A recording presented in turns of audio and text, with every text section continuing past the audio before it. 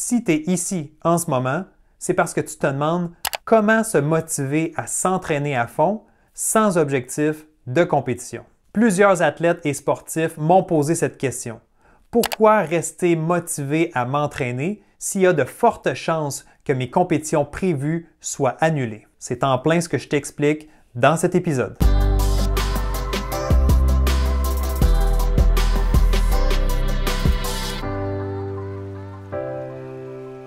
Salut, je suis Jonathan Lelièvre, consultant en performance mentale. Pour ton projet sportif ou autre, je suis là pour t'accompagner dans ta quête d'excellence. Évidemment, on ne fera pas semblant, on le sait que les compétitions sont une source importante de motivation chez le sportif.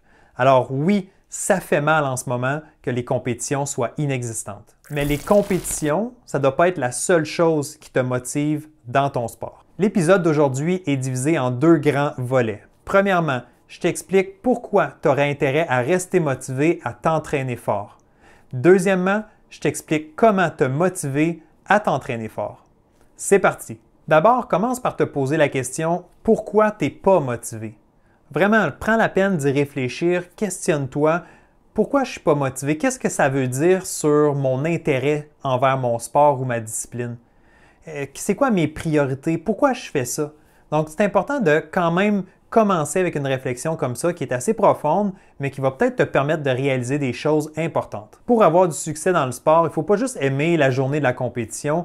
J'aime dire qu'il faut aimer le processus, donc l'ensemble de l'œuvre, c'est-à-dire les bonnes journées comme les moins bonnes journées, les bonnes performances comme les moins bonnes performances, les journées de travail ou d'entraînement difficiles comme les plus faciles. Alors, il faut aimer tout ce qui vient avec, les choix, les sacrifices, les défis, les obstacles. C'est ça, être vraiment engagé et être un athlète complet. N'oublie pas aussi que ton sport t'apporte énormément. En dehors de la compétition et de tout ce que tu fais, bien, ton sport t'apporte une belle discipline, t'apporte une belle hygiène de vie, la santé, t'apporte des éléments positifs en termes de ton humeur, en termes de l'aspect social aussi. Donc, le sport, c'est beaucoup plus que juste m'entraîner, respecter un plan, puis faire une compétition ou une épreuve.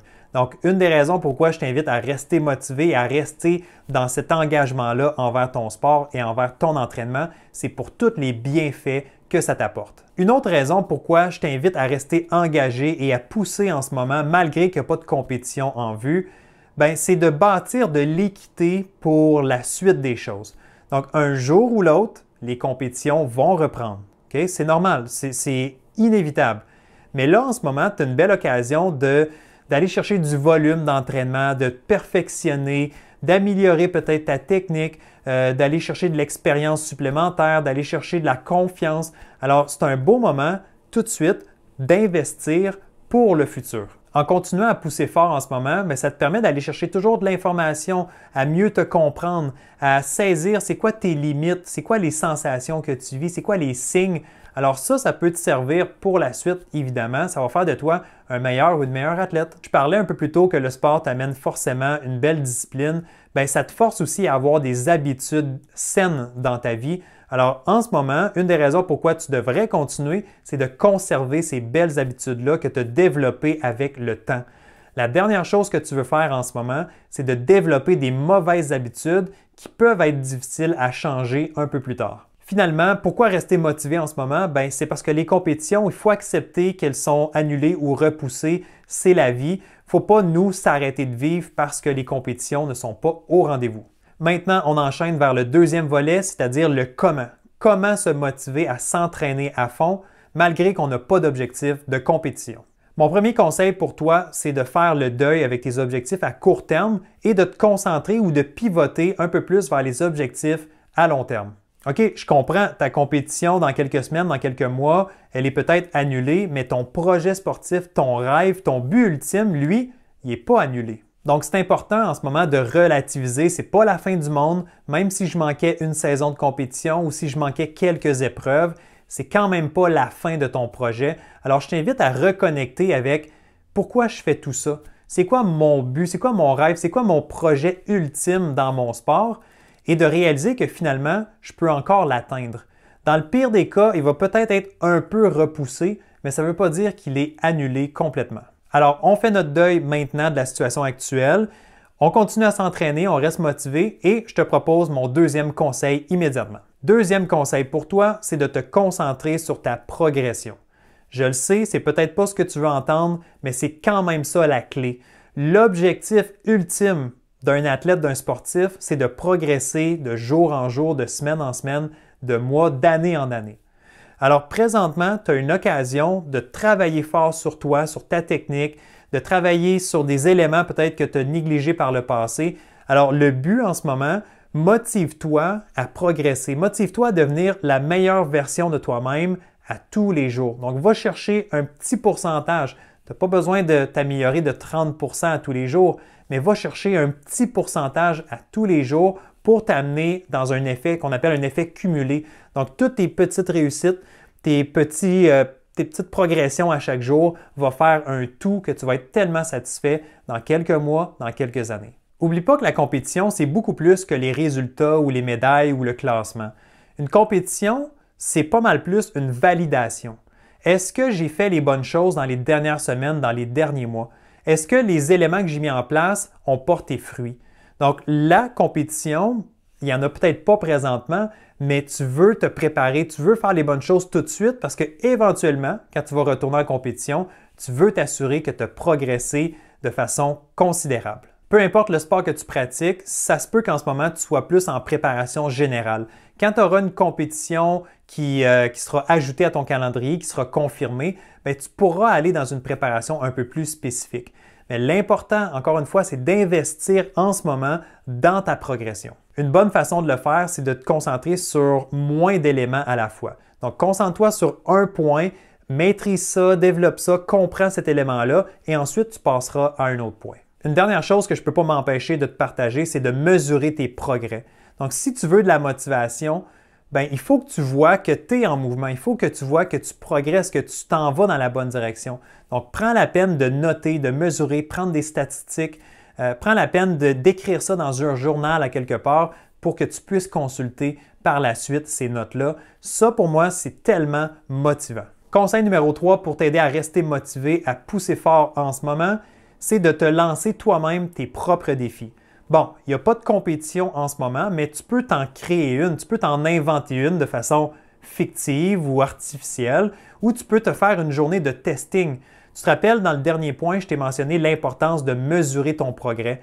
Bien, prends-toi une journée dans les prochaines semaines, dans les prochains mois, fixe-toi une date précise où est-ce que tu veux vraiment faire une pratique, un semblant de compétition. Et là, ça va te permettre vraiment de mesurer ce que tu as fait dans les dernières semaines. Est-ce que tu t'es bien entraîné? Est-ce que tu as progressé? Est-ce que ça a porté fruit? Donc, d'avoir une journée de testing ou une journée de simulation de compétition, je pense que ça peut vraiment t'aider à te motiver à t'entraîner fort. Tu peux le faire en solo, tu peux le faire en groupe si c'est possible, mais assure-toi de fixer un moment précis pour que tu ressentes un petit peu une certaine pression justement de te préparer en vue de cette date-là. Alors, n'hésite pas à te lancer des défis ou à faire des simulations de compétition. Honnêtement, ça ne coûte rien de le faire. Mon quatrième conseil pour toi, c'est de devoir rendre des comptes à quelqu'un. Donc, trouve-toi une personne à qui tu devrais justement être redevable. Ce que je veux dire par là, c'est que quand il n'y a personne qui s'attend à rien de nous, bien, la motivation est peut-être moins grande. Mais si tu le sais que soit ton entraîneur, un coéquipier, un ami s'attend à ce que tu fasses tes entraînements ou tu as pris un engagement envers lui ou envers elle, bien toi, ça va te mettre une certaine pression sur les épaules de « faut que je livre la marchandise ». Si je dois m'entraîner 4 jours par semaine, bien, je dois les faire parce que mon ami, mon partenaire s'attend à ce que je le fasse. Alors moi, je t'invite à te trouver une personne ou quelqu'un de confiance avec qui tu pourrais prendre une entente justement puis développer ce partenariat-là. Je l'ai vécu personnellement lorsque je m'entraînais pour un triathlon en distance olympique. J'avais un entraîneur qui s'attendait à voir mes résultats ou mes résumés de courses et d'entraînement. Alors à chaque semaine, je ne pouvais pas me défiler. J'avais besoin de faire mes entraînements parce que je devais lui fournir les statistiques ou les données.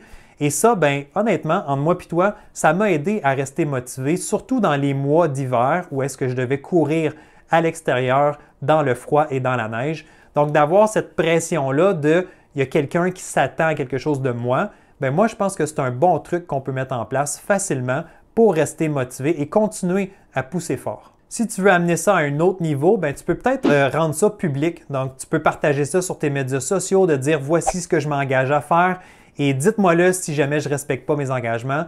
Ou tu peux peut-être tourner ça sous forme de compétition ou de défi avec des amis, si tu veux, ou avec des collègues d'entraînement. Alors, il y a plusieurs façons de le faire. Trouve la formule qui fonctionne pour toi. Et je termine avec le conseil numéro 5, c'est-à-dire de prendre plaisir dans ce que tu fais. En ce moment, s'il n'y a pas de compétition, parfait, fine. Il n'y a pas de pression de performer, il n'y a pas de pression d'être à ton meilleur en ce moment. Alors profites-en, savoure chaque moment dans ton sport. Prends la peine d'apprécier ce que tu fais, de te féliciter, à la limite de célébrer tes petites réussites.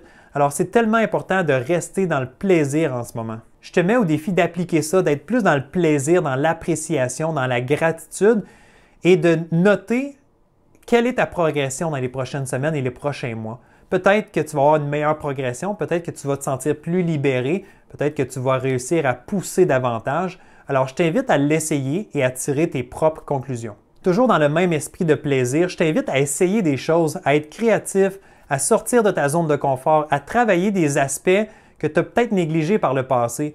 Donc, c'est le temps de travailler sur peut-être ton alimentation, peut-être le volet mental. Alors, essaye des choses. Parce qu'encore une fois, s'il n'y a pas de pression de compétitionner, d'être à ton meilleur, c'est un bon moment pour le faire. En plus, l'avantage, c'est que ça va briser la routine ou la monotonie de l'entraînement habituel. Alors pourquoi pas expérimenter un peu? Et voilà, c'était mes conseils pour toi aujourd'hui. J'espère que tu as apprécié, j'espère que tu vas mettre ça en application surtout. Et si tu as aimé cette vidéo-là, si tu as trouvé de la valeur aujourd'hui, la meilleure façon de me récompenser, de me supporter, c'est de mettre un petit pouce dans les airs. Pas trop compliqué. Clique sur la vidéo, like la vidéo et abonne-toi à la chaîne YouTube si ce n'est pas déjà fait. Et nous, on va se retrouver très bientôt pour la suite des choses, pour une prochaine capsule. Alors, prends soin de toi. À bientôt. Bye bye.